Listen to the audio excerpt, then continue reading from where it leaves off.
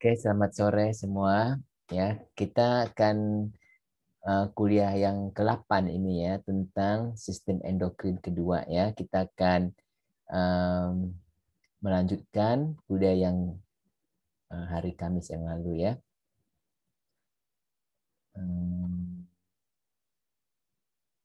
Oke.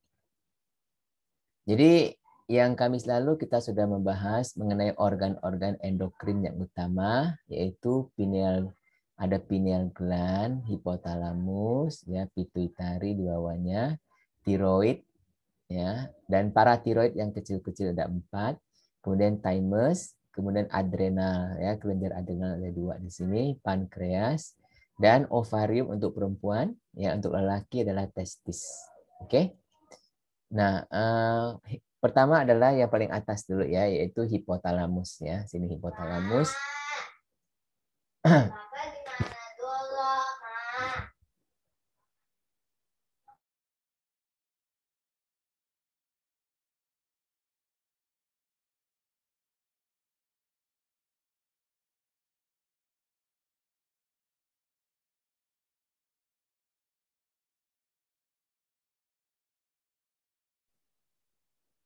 Oke, hipotalamus ya. Hipotalamus mengeluarkan hormon-hormon penstimulasi dan penghambat ya. Jadi kalau kalian lihat otak, ini kan otak ya. Terus di sini disinilah disebut hipotalamus karena di atas ini namanya talamus, yang di bawah ini namanya hipotalamus. Hipo kan artinya di bawah ya. Nah, jadi di bawah ini hipotalamus. Di bawah hipotalamus, nah, ada seperti kantong ini ya yang disebut pituitari ya, pituitari. Nah, hipotalamus mengeluarkan hormon-hormon penstimulasi dan penghambat. Ya, bahasa Inggrisnya releasing hormone dan inhibiting hormone. Ya, contohnya adalah growth hormone. Ya, growth hormone, releasing hormone. Artinya apa? Growth hormone, releasing hormone. Artinya ini hormon untuk melepaskan ya atau hormon untuk menstimulasi hormon pertumbuhan ya. Jadi hipotalamus itu tidak menghasilkan hormon pertumbuhan, tapi hipotalamus menghasilkan hormon yang menstimulasi hormon pertumbuhan. Ngerti nggak? Ya. Dan dia juga menstimulasi hormon yang menginhibisi hormon pertumbuhan. Ya, saya salah ketik nih ya. Bukan GHRH tapi GHIH di sini ya. GHIH kan releasing hormone sama inhibiting hormone ya. GHIH. Oke. Nah, jadi atau kita sebut somatostatin ya. Dia juga mengeluarkan tirotropin releasing hormone. Artinya adalah hormon ya yang melepaskan atau menstimulasi tirotropin ya, kortikotropin releasing hormone, gonadotropin releasing hormone ya, prolaktin releasing hormone, prolaktin inhibiting hormone ya. Jadi dia itu hipotalamus itu bukan menghasilkan hormonnya, tetapi dia menghasilkan hormon yang merangsang hormon. Ngerti nggak? Jadi dia lapis kedua sebenarnya. Ya, lapis kedua ya. Dan dia ada lapis pertama di sini, pituitari ya. Dan tapi dia secara langsung juga menghasilkan oksitosin dan antidiuretik hormon. Ya, nanti kita akan lihat. Oke. Nah, hipotalamus dia melepaskan releasing hormon, faktor ya atau releasing hormon ya, releasing faktor yang menghasilkan tirotropin releasing hormon. Nah, tirotropin releasing hormon ini akan merangsang tiroid untuk mengeluarkan hormon tiroid. Ya, jadi hormon tiroid itu dihasilkan oleh kelenjar tiroid. Tiroid itu di mana? Tiroid ada di mana? Dekat leher sini ya, tiroid ya. Nah, tiroid ini dirangsang oleh tirotropin. Tirotropin itu di mana? Di di pituitari ya. Nah, setelah itu di hipotalamus dia mengeluarkan hormon tirotropin releasing hormone. Ya, jadi dia adalah lapis kedua. Ya, seperti kalau misalnya kamu ini kalau kalau hormon tiroid ya itu adalah misalnya di kelenjar tiroid ya, dia adalah pabriknya ya. Nah, pabriknya. Jadi kalau ini pituitari ini dia adalah apa? Manajernya ya. Jadi manajernya yang perintahkan. Oh, ayo segera hasilkan hormon. Ya, dia manajer ya. Kemudian di atas pituitari itu ada hipotalamus. Hipotalamus itu adalah direktur. Ya, jadi direkturnya bilang, "Oi, tolong kamu perintahkan anak buahmu untuk hasilkan hormon itu." Ngerti nggak?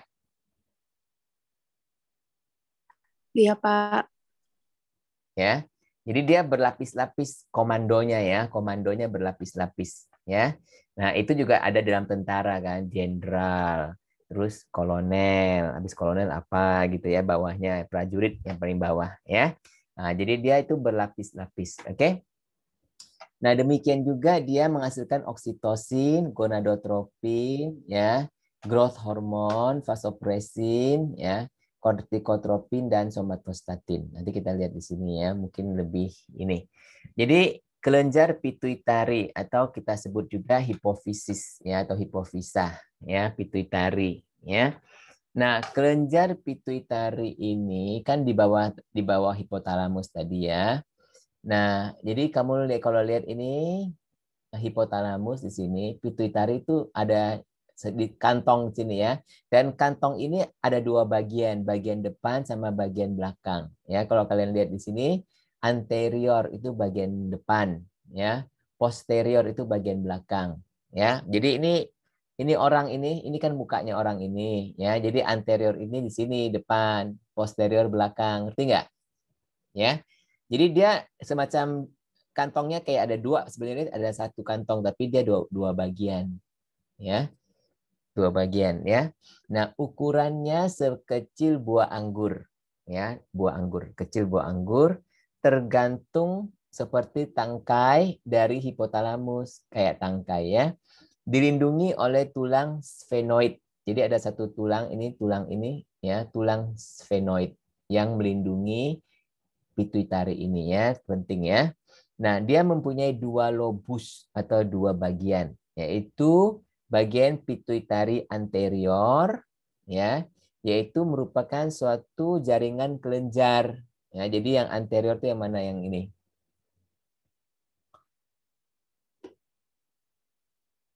Ini ya, yang anterior itu yang di sini. Kalau di sini dia di mana? Anterior. Nah, nerve, kamu lihat nerve. Berarti ini adalah posterior. Posterior kan di sini ya. Jadi dalam gambar ini kebalik ya. Anterior justru yang ini ya. Nah, ini justru adenohipofisis. Hypophyseal portal vein optic.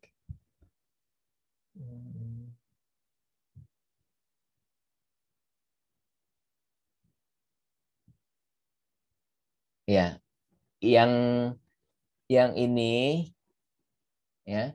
Kalau kita lihat gambarnya tetap ya, tetap adalah ini adalah anterior, ini adalah posterior. Oke. Nah, jadi dia ada dua lobus, pituitari anterior, di mana anterior ini dia di mana adalah jaringan kelenjar karena dia menghasilkan hormon di sini, ya. Nah, sedangkan posterior ya adalah jaringan saraf, ya. Yang posterior ini adalah jaringan saraf. Dia banyak mengandung saraf. Oke. Nah, kita lihat. Jadi hormon-hormon pituitari anterior, adenohipofisa, jadi karena dia itu hormon, jadi dia disebut juga adeno. Adeno itu artinya hormon ya. Adenohipofisis. Karena adenohipofisis berarti pituitari anterior ya. Nah, kalau di gambar ini anteriornya di sini tergantung muka orang di mana, ini mukanya ke sini. Jadi dia anteriornya di sini ya. Nah, dia mengeluarkan hormon apa aja? ya, dia mengeluarkan hormon growth hormone, ya, di mana akan growth hormone ini mengatur pertumbuhan tulang dan otot, ya. Nah, prolaktin ya mengatur pengeluaran air susu ibu, ya, susu ibu di mana yang ngeluarin kelenjarnya di mana, yaitu di kelenjar mame, ya, kelenjar susu, ya, dekat payudara, ya. Ini pabriknya, ya, pekerjanya, tapi manajernya itu di sini, yaitu di pituitary anterior. Nah, sedangkan direkturnya dari semua itu adalah di hipotalamus. Ngerti nggak? Ya. Nah, jadi hormon-hormon pituitary anterior ada 6, yaitu hormon pertumbuhan, hormon prolaktin, hormon FSH.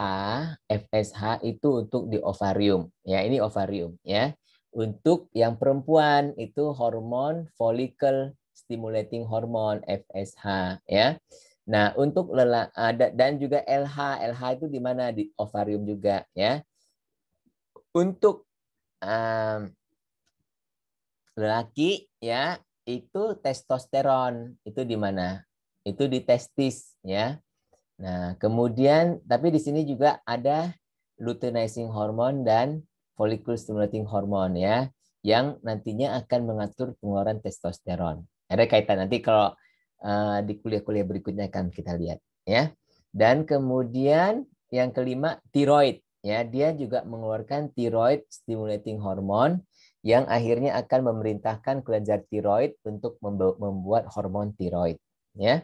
Dan adrenokortikotropik hormon ACTH, ya, yang akan nanti memerintahkan adrenal cortex, ya, untuk mengeluarkan hormon adrenalin, ya.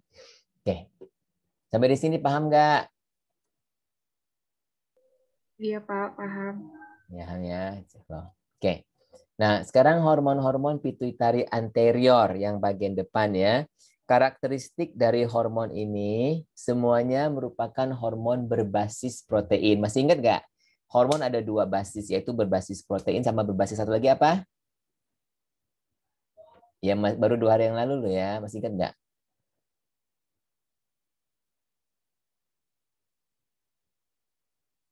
Halo, Reza, Kamila, Nanda, Rizky, Silmi ada nggak? Silmi, Khotimah. Ya, Pak. Siapa itu? Nanda ya? Rizky. Ya, Pak. Nah, yang satu, Rizky, tapi hari itu kamu nggak datang, hari Kamis kemarin, ya, kuliah. Iya, Pak. Saya Ya. ada ini, Pak, acara meeting kemarin di pusat. Oke, nggak apa-apa. Mulainya Jadi sampai jam yang 8. hari Kamis kemarin kan saya terangkan bahwa hormon itu ada 2 macam, ya, yang berbasis protein, sama satu lagi yang berbasis apa? Ayo, siapa yang ingat?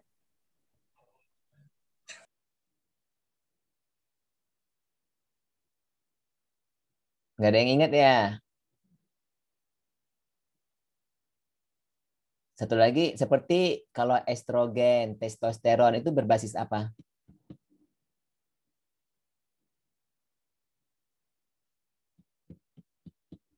Berbasis apa? Nanda, Ari, Silmi, Steroid, Pak. hah? Siapa itu tadi yang jawab ya? Steroid bukan, Pak. Steroid, betul ya. Jadi satu berbasis protein, kedua berbasis steroid ya. Nah, yang hormon-hormon pituitari anterior ini dia semuanya adalah berbasis protein ya. Karena dia bukan yang steroid loh ya, kayak ini kan tadi ya, bukan steroidnya yang kita sebut ya, tapi stimulating hormonnya ya, yang dia keluarkan kan growth hormone, prolaktin, stimulating hormone. TSH, ACTH ini semuanya adalah berbasis protein, ya. Nah, bekerja melalui sistem second messenger, ya. Mereka itu adalah second messenger, ya. Dan diatur oleh stimulus hormonal karena dia itu diatur oleh stimulus hormon dari mana? Dari hipotalamus, ya. Dan kebanyakan melalui mekanisme umpan balik negatif. Apa itu umpan balik negatif? Ya, yaitu di mana kalau kamu kekurangan. Kalau kamu kekurangan, kamu minta. Itu namanya umpan balik negatif. Ya, negatif feedback. Oke? Jadi kalau kamu kurang, kamu minta lebih. Kalau kamu lebih, kamu kurangkan. Itu negatif. Ngerti nggak?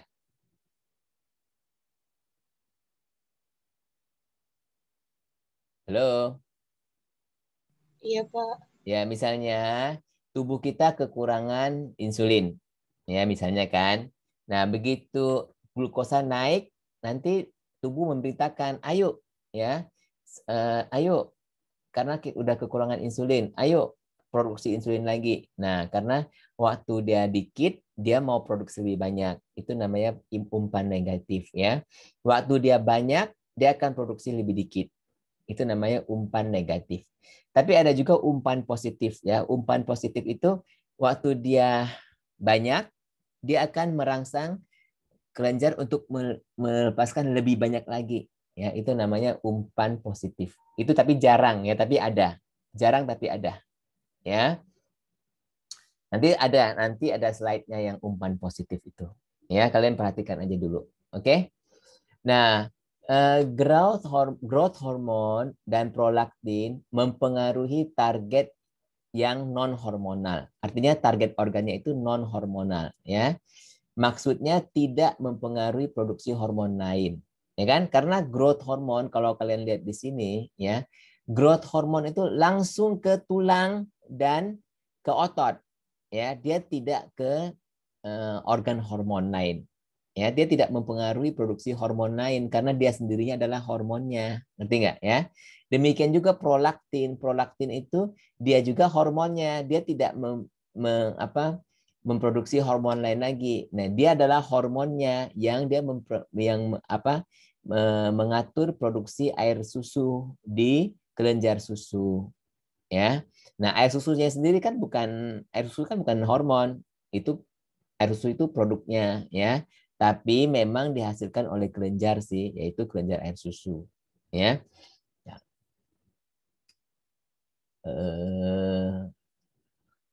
FSH, LH, TSH, ACTH mempengaruhi produksi hormon-hormon yang bersangkutan dengan mereka, ya, hormon lain. Oke. Nah, growth hormone adalah sebuah hormon metabolik. Artinya bekerja mempengaruhi metabolisme, yaitu pembentukan protein dari asam amino, ya. Penguraian lemak untuk sumber energi. Jadi, growth hormone itu dapat menguraikan lemak untuk dipakai sebagai sumber energi, ya. Oleh karena itu banyak disalahgunakan untuk pelangsingan, ya. Kapan growth hormone itu banyak kepada orang muda, ya, anak kecil, anak-anak, orang muda, remaja gitu, ya, atau orang tua, dewasa, mana yang lebih banyak growth hormonnya?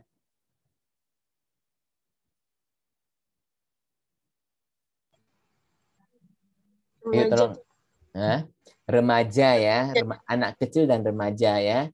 Jadi kalau anak kecil dan remaja mereka makan, ya, dia akan bertambah tinggi, ya kan? Dan dia akan dipakai dia biasanya jarang anak-anak itu tambah gemuk, ya. Jarang, ya, tapi ada juga sih anak-anak jadi gemuk, ya, ada, ya. Tapi kebanyakan anak-anak itu kalau makan banyak, terutama anak remaja. Jadi kalau growth hormone itu kalian lihat ya, growth hormone itu paling tingginya pada masa apa? Masa anak-anak atau masa remaja? Paling tingginya.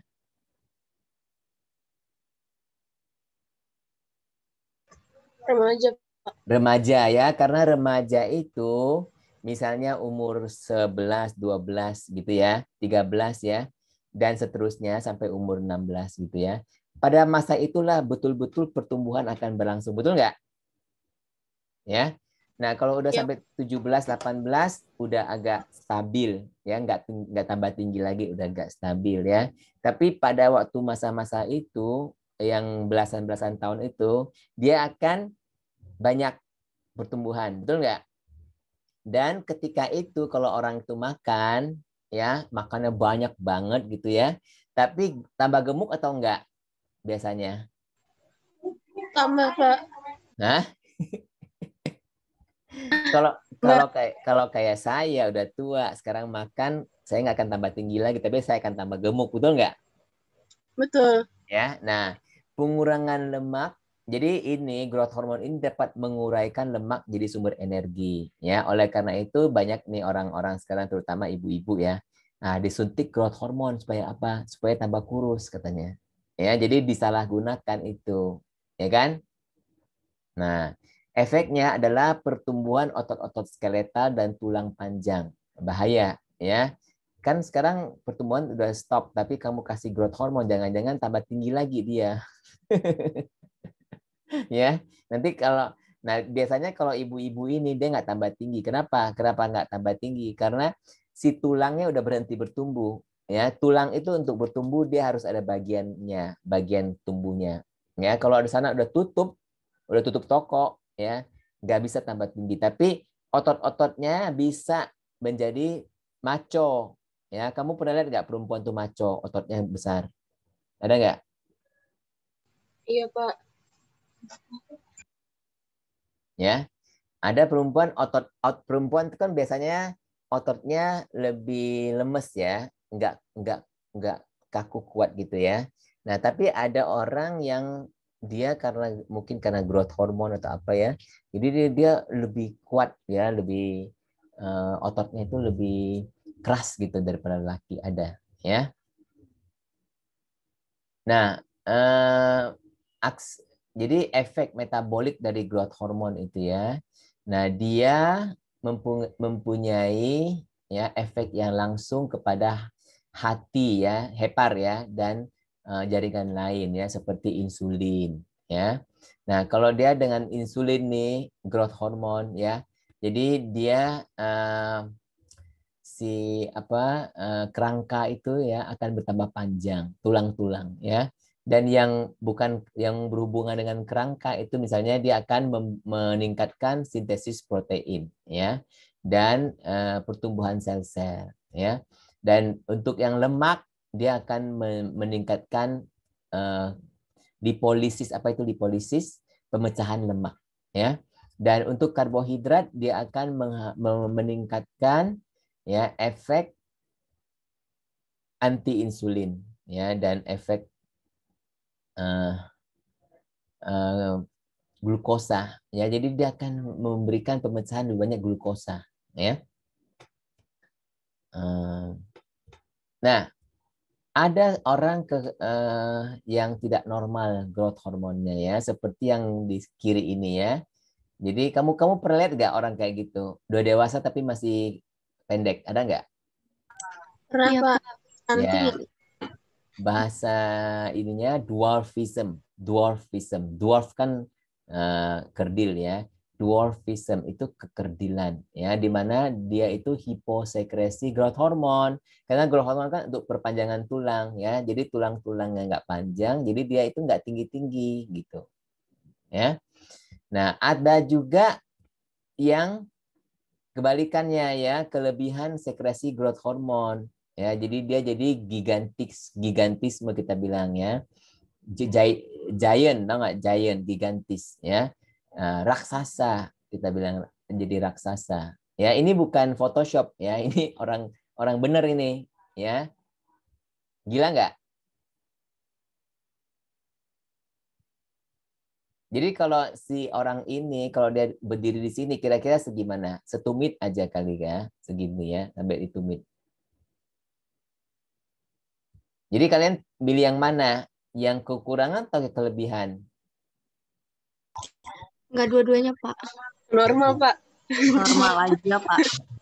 Ngeri nggak kalau yang kayak gini juga tinggi ya? Masuk ke rumah bisa nggak? Nggak bisa masuk, nanti ini pintu gitu kan? Hah?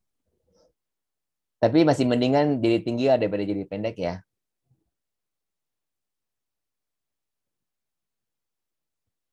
Tapi ini mau buat baju juga harus panjang banget ya. Celana bisa nggak kira-kira beli di supermarket di Matahari? Nggak bisa, Pak. Nggak bisa, Pak. Harus jahit sendiri. Ini duit Iya. siapa, Dek? Dan aku bayangkan kalau dia ke tempat orang bikin baju juga orang yang bikin baju harus naik tangga ya untuk ngukurnya kan dia. Betul nggak? Iya, Pak. Ya.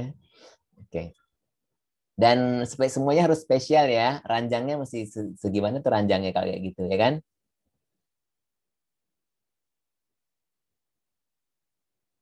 Nah, kita masuk ke hormon yang kedua yaitu prolaktin ya. Prolaktin itu menstimulasi produksi ASI setelah melahirkan ya dan selama masa menyusui. Fungsinya pada kaum pria belum diketahui dengan pasti. Kira-kira pria ada nggak prolaktin? Ada nggak pria prolaktin? Ada pria yang keluarin air susu nggak ya? ASI.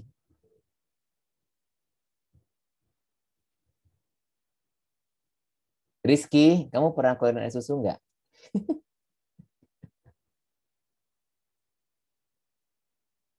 Halo.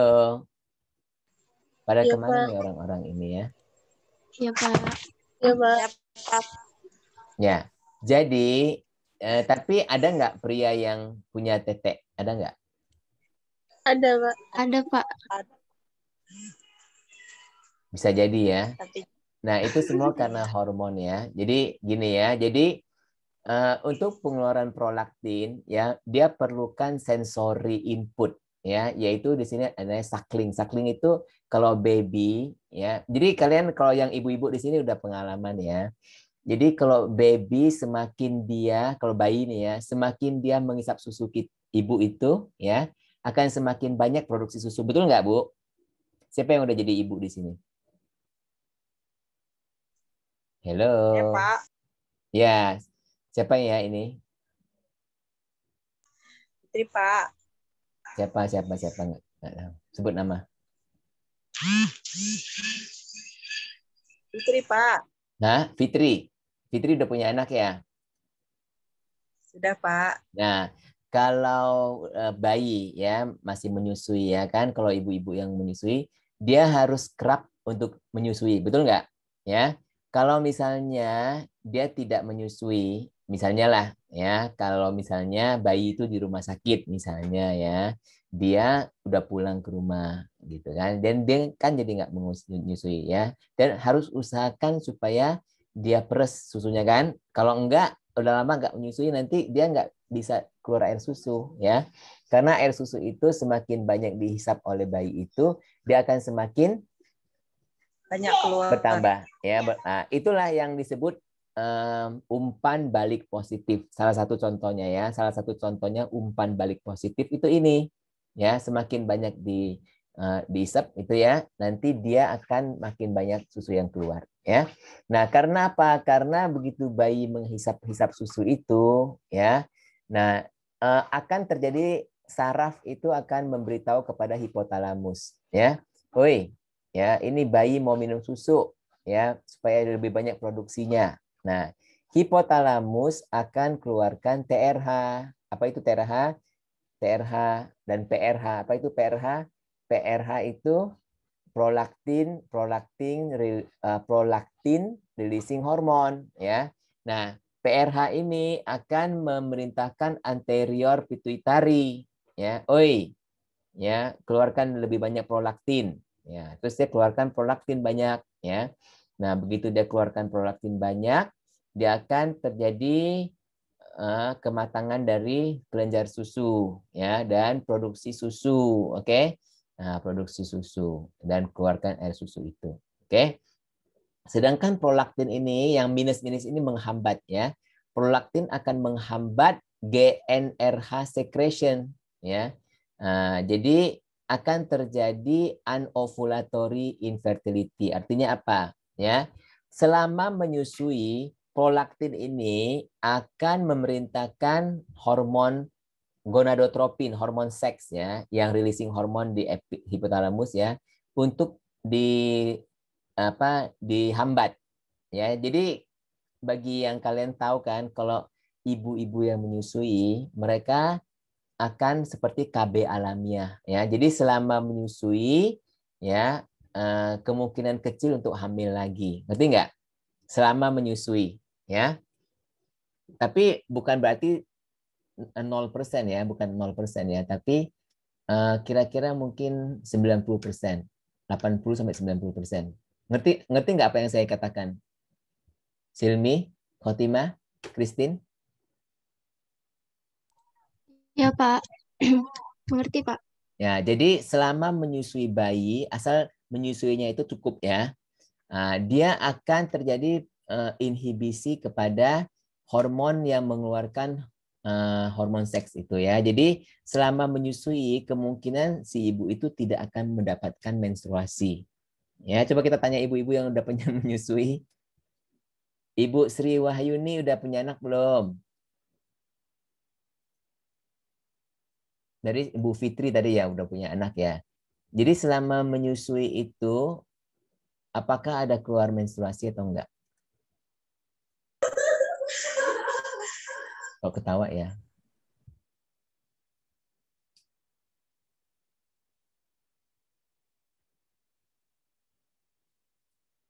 Halo. Iya, Pak. Emang Khotimah udah menyusui?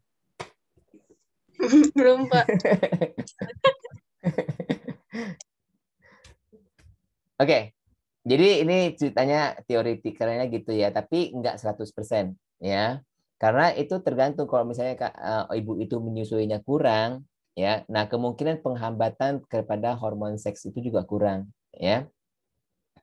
Nah, apalagi di sini ada minus-minus di sini berarti penghambatannya. Jadi si anterior pituitary ini dapat dihambat juga oleh dopamin ya. Jadi ada obat-obat tertentu, misalnya obat yang menghambat dopamin ya, antipsikotik. Antipsikotik itu untuk obat-obat skizofrenia ya. Mereka itu menghambat dopamin. Yang menghambat dopamin itu dapat menambah ini prolaktin. Ya, jadi ada obat-obat tertentu nih kalau diminum sama orang lelaki juga ya, akan keluar itunya payudaranya akan muncul ya karena dia misalnya dopamin agonis. Dopamin agonis ini dia itu menyerupai dopamin karena dopamin ini ya memberikan sebenarnya dia ada positif ya bukan negatif ya. Antipsikotik positif ya. Dopamin agonis, dopamin ini menghambat ya. Jadi kalau yang dopamin agonis berarti yang mirip dengan dopamin kayak bromokriptin, dia malah akan menghambat prolaktin ya. Tapi yang antipsikotik ini ya, dia akan menambah ya. Nah, jadi orang itu mungkin akan terjadi kalau diberikan pada lelaki ya, dia akan seperti spironolakton atau aldakton ya. Dia akan menghasilkan payudara ya. Oke. Nah, ada lagi adrenokortikotropik hormon ACTH ya, mengatur aktivitas hormon korteks adrenal. Jadi korteks adrenal itu dihasilkan kortisol nama ininya hormonnya ya. CRH, jadi si hipotalamus menghasilkan CRH ya, kortikotropin releasing hormone. Nah, kortikotropin ini akan menstimulasi pituitari menghasilkan ACTH, yaitu adrenokortikotiroid adrenokortikotropik hormon ACTH ya. Nah, ini akan menambah mengistimulasi kelenjar korteks adrenal ya untuk mengeluarkan hormon kortisol ya. Nah, kalau hormon kortisol dalam darah itu banyak ya, dia akan menghambat ya, akan kasih tahu hipotalamus, udah banyak kortisolnya, nggak usah keluarin banyak-banyak ya, keluarin dikit gitu. Jadi dihambat ya, dihambat. Dia kan kasih tahu pituitari juga, pituitari, hipotalamus ya. Udah cukup, jangan banyak-banyak, kita udah banyak di dalam darah. Tuh, ngerti nggak? Ya. Nah, sedangkan CRH ini dapat dipicu oleh demam, hipoglycemia, dan stres. Ya, jadi stres ini bisa memicu ini. Jadi keluarkanlah kortisol. Karena apa? Karena kortisol ini adalah hormon anti stres. Ya, jadi kalau kita stres, dia akan keluar banyak kortisol. Gitu, ngerti nggak? Ya. Nah, hipoglikemia itu seperti kekurangan glukosa, ya. Orang yang kekurangan glukosa karena kortisol ini dapat memicu glukosa, pelepasan glukosa dalam darah kita, ya. Nah, seperti lawannya insulin gitu. Ya, demikian juga kalau demam. Oke. Nah, yang lain adalah thyroid stimulating hormone (TSH), ya. Mempengaruhi pertumbuhan dan aktivitas kelenjar tiroid. Ini thyroid stimulating hormone di hipotalamus, ya. Memerintahkan pituitary gland untuk mengeluarkan TSH, thyroid stimulating hormone, ya. Nah, thyroid stimulating hormone akan memerintahkan kelenjar tiroid untuk keluarkan hormon T3 dan T4, ya. T3 dan T4 itu hormon tiroid, ya. Nah, dia akan akan pergi ke jaringan-jaringan di periferi. Periferi itu berarti di luar di tubuh kita seperti tangan, kaki, ya, mana-mana, ya. Di sana T4 akan berubah jadi T3. Jadi tiroid ini mengeluarkan dua-duanya, T4 dan T3. Ya, nanti ini ya, nanti tetraiodo namanya, ya. Ini tetraiodo, ya. Nah, akan nanti tapi di dalam jaringan T4 akan diubah jadi T3. Jadi T3 itu yang aktif, ya. Triiodotironin itu yang aktif. Oke? Nah, hormon-hormon gonadotropik yang berhubung dengan seks, ya, mengatur aktivitas hormon dari kelenjar gonad. Nah, apa itu kelenjar gonad? Yaitu testis untuk lelaki dan ovarium untuk wanita, ya. Nah, testis ini adalah tunggal, singular, ya. Kalau jamak itu testes. Tulisannya testes. Kalau jamak ovarium apa? Jamaknya apa ovarium? Jamaknya apa? Wanita punya berapa ovarium? Halo. 2, Pak. 2, ya. Kalau 2 itu berarti apa? Jamak kan? Berarti ovaria, bukan ovaris, ovaria, ya. Ovarium itu tunggal, ovaria itu jamak, ya. Nah, testis, testes. Tapi bacanya sama juga testis, ya. Bacanya sama testis, tapi tulisannya testes. Ini, ya. Nah, di follicle stimulating hormone itu, jadi pituitari ini akan mengeluarkan LH dan FSH, ya. Merangsang LH dan FSH ini, ya, akan merangsang pertumbuhan folikel di dalam ovarium, ya, di mana dan dia akan merangsang perkembangan sperma di dalam testis. Oke. Nah, absen pada anak-anak sebelum puber. Jadi anak-anak pada waktu puber si pituitari ini belum aktif, ya. LH dan FSH ini belum aktif, ya. Yang belum maksudnya yang hormon pabrik yang ngeluarin hormon ini, ya, produksi ini belum, ya, masih belum. Oke, anak-anak puber masih belum. Sebelum puber, ya. Nah, dipicu oleh gonadotropin releasing hormone GnRH ketika dan setelah puber, ya. Jadi ketika mencapai masa akil balik, nah hipotalamus akan mulai sekresi GnRH, ya. Sebelumnya dia enggak.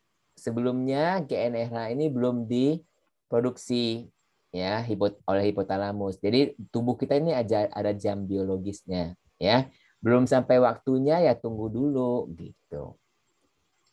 Ya. Nah, yang LH ini luteinizing hormone, ya, mencetuskan atau men-trigger ovulasi, yaitu pelepasan sel telur dari ovarium, ya.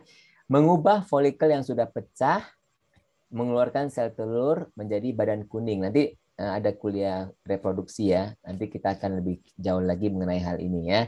Dia mengeluarkan sel folikel yang pecah nanti akan menjadi badan kuning atau corpus luteum, ya. Nah, pada lelaki dia akan merangsang produksi testosteron, ya, di sel-sel ledi namanya, ya. Kemudian hubungan antara pituitari dan hipotalamus, ya.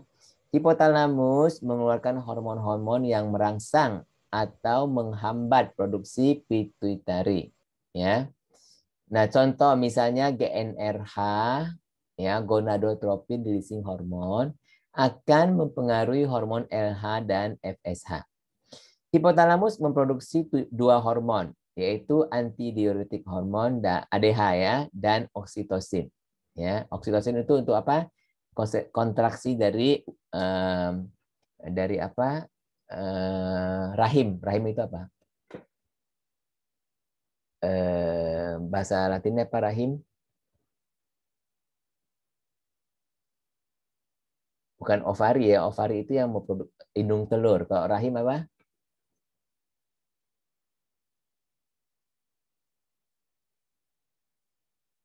Ovaria itu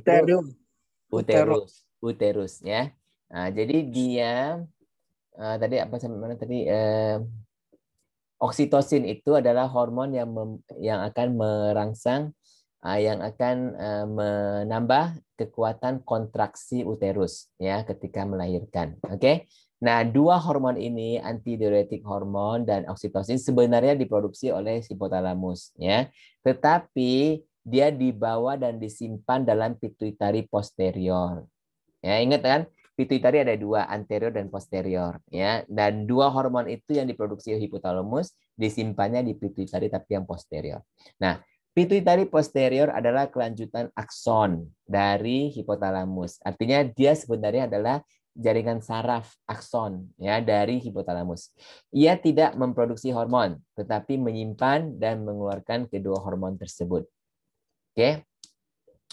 Jadi hormon pituitari posterior ada dua, yaitu oksitosin ya yang menstimulasi kontraksi uterus ketika melahirkan. Nah, ini ya umpan balik positif ya. Semakin dia kontraksi ya, semakin banyak oksitosin akan dihasilkan. Ya, jadi umpan balik positif.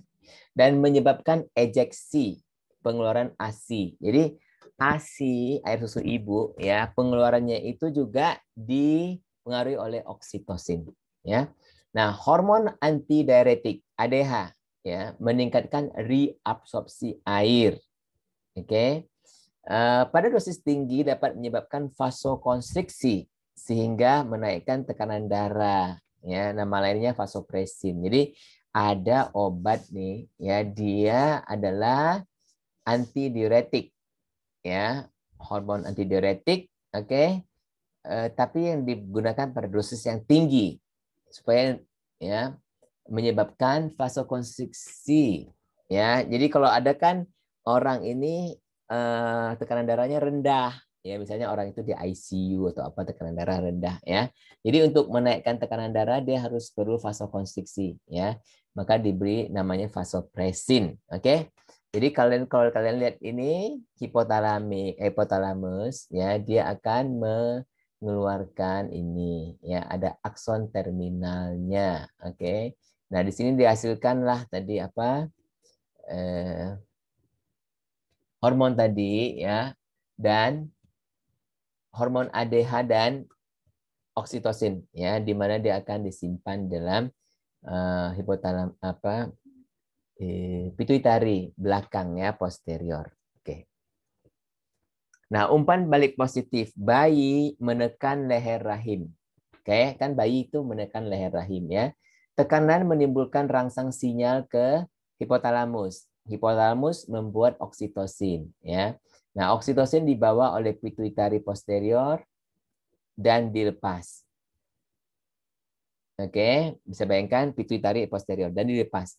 Nah, oksitosin merangsang kontraksi uterus ya. Nah, lingkaran saling mempengaruhi berhenti ketika bayi tidak lagi di jalan lahir. Ya, jadi kontraksi akan terus menerus sampai akhirnya bayinya dilahirkan. Oke. Nah, kelenjar tiroid. Nah, kelenjar tiroid terletak pada bagian bawah dari tenggorokan. Kalau kalian lihat di sini, bagian bawah dari tenggorokan ya. Memiliki 2 lobus dan 1 isthmus. Apa itu isthmus? Jadi kalau ini kelenjar tiroid ya 2 lobus dan 1 isthmus. Jadi kayak apa? suatu jalan ya, jalur ya, penghubung kayak suatu jembatan ya antara kiri dan kanan ya. Namanya isthmus. Oke. Isthmus. Oke. Memproduksi dua hormon, yaitu hormon tiroid dan kalsitonin. Jadi jangan lupa ya, kelenjar tiroid itu memproduksi dua hormon, yaitu hormon tiroid dan hormon kalsitonin. Oke. Hormon tiroid ya merupakan hormon metabolik yang penting ya, mengandung iodium. Coba saya lihat ada berapa slide lagi ya. Ya, dikit lagi lah ya. Sabar ya, dikit lagi ya.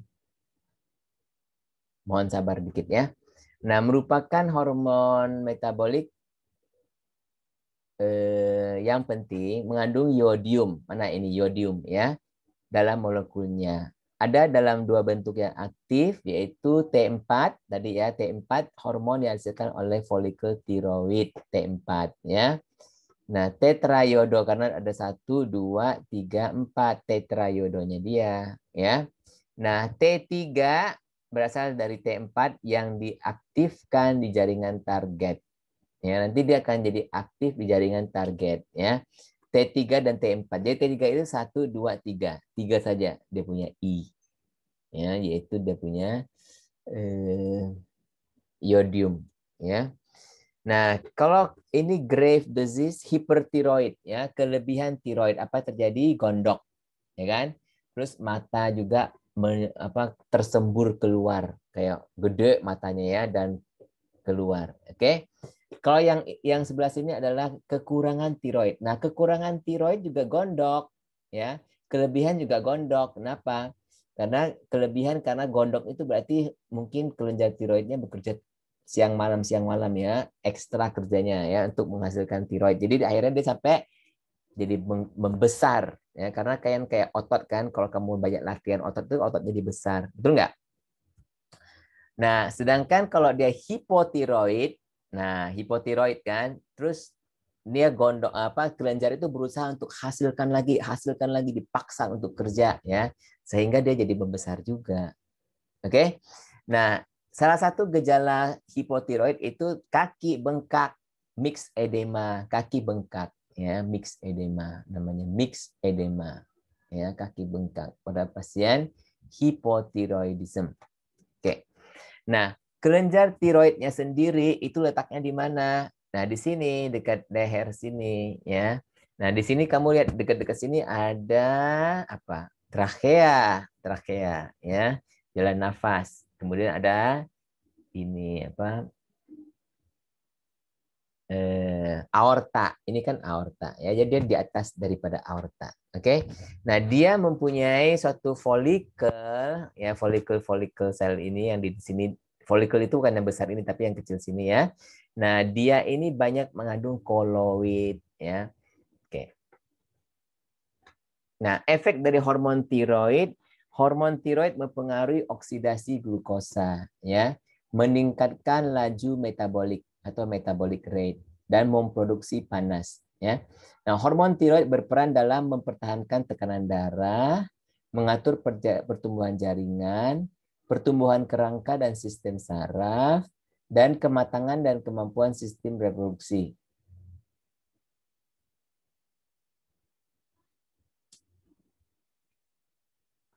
Nah, sintesis hormon tiroid ya, tiroglobulin disintesa dan dilepaskan ke dalam lumen. Lumen itu rongga ya, kelenjar tiroid.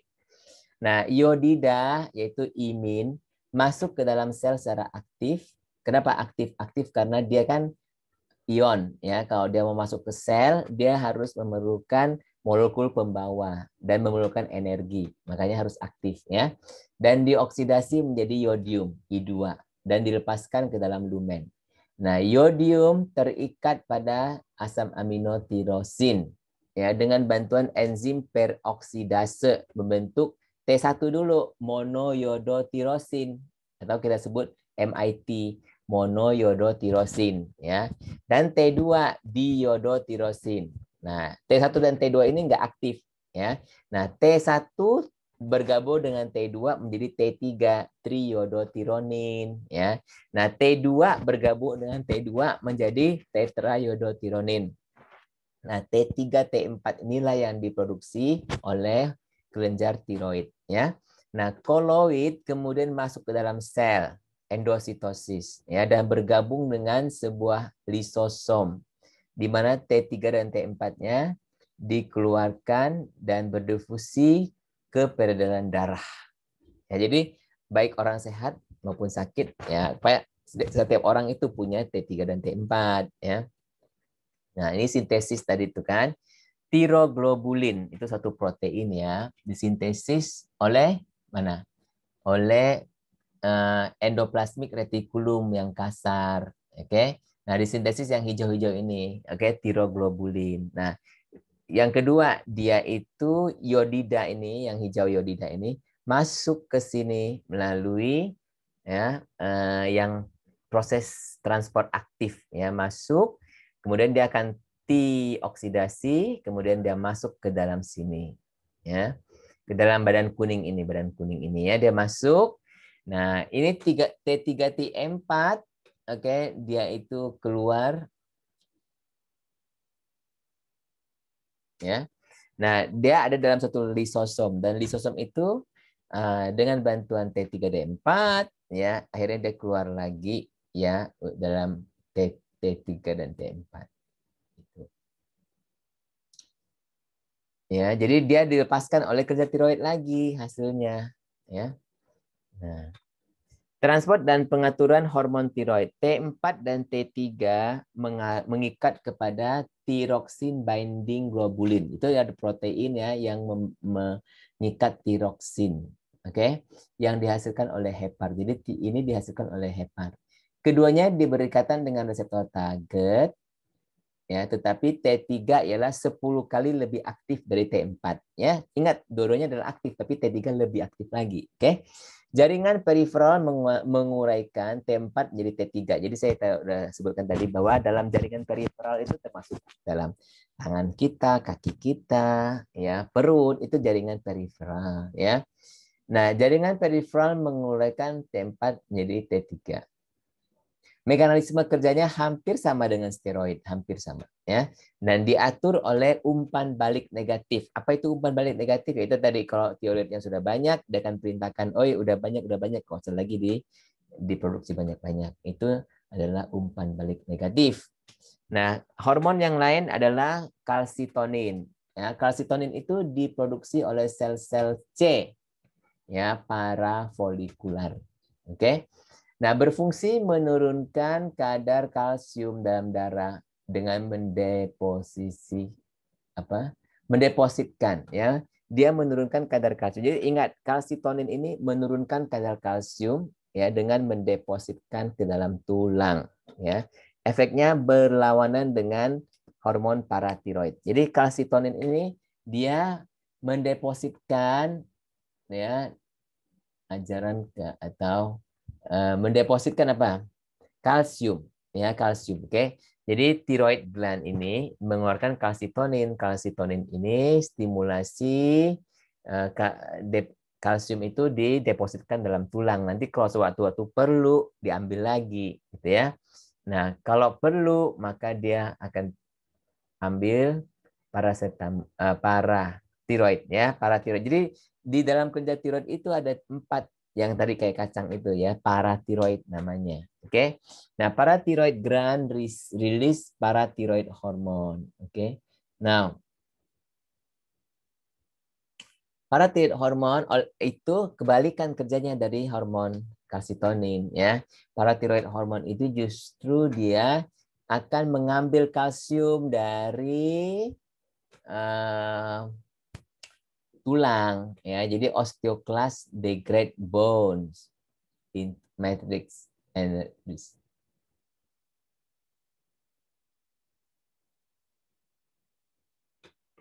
Jadi dia PTH ini akan mengambil melarutkan tulang itu ya untuk mengambil kalsiumnya ya, dan kalsium itu akan masuk ke dalam darah. Jadi kebalikan ya, kebalikan. Kalau kalsitonin itu malah nyimpan kalsium.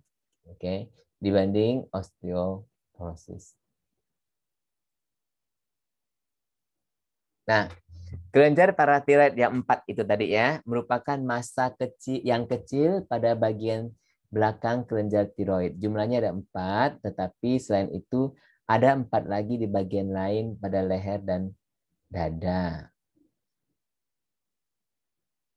Ya, mengeluarkan hormon-hormon paratiroid yang berfungsi menstimulasi osteoklas. Apa itu osteoklas? Yaitu sel-sel yang dapat memecahkan ya itu tulang. Oke, menstimulasi osteoklas untuk mengikis kalsium dari tulang ketika kadar kalsium darah berkurang. Ya, tulang jadi kropos.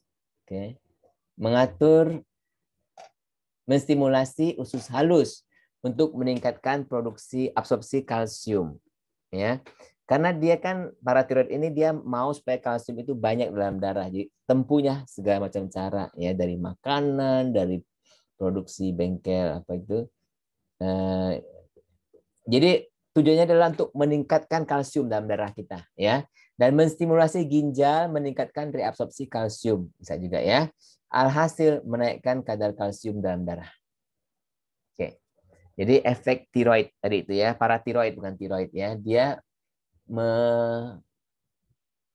ya nantinya ya nanti setelah melalui proses-proses ini yaitu ada kalsium yang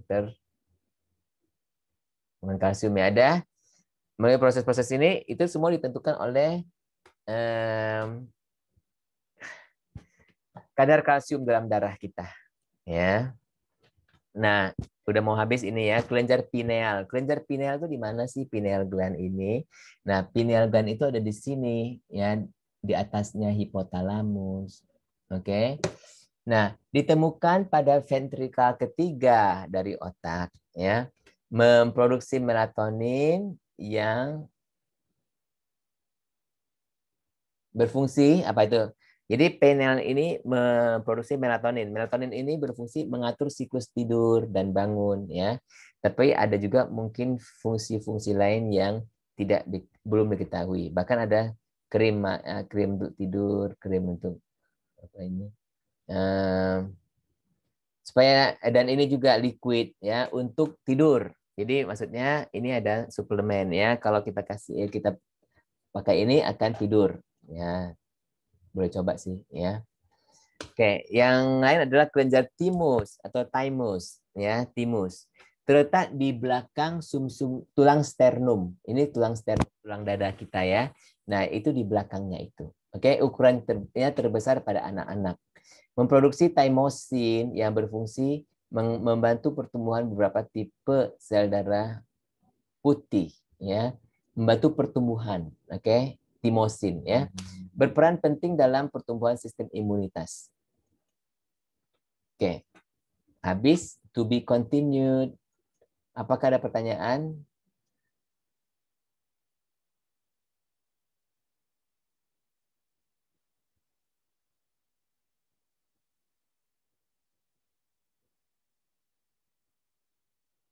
Oke.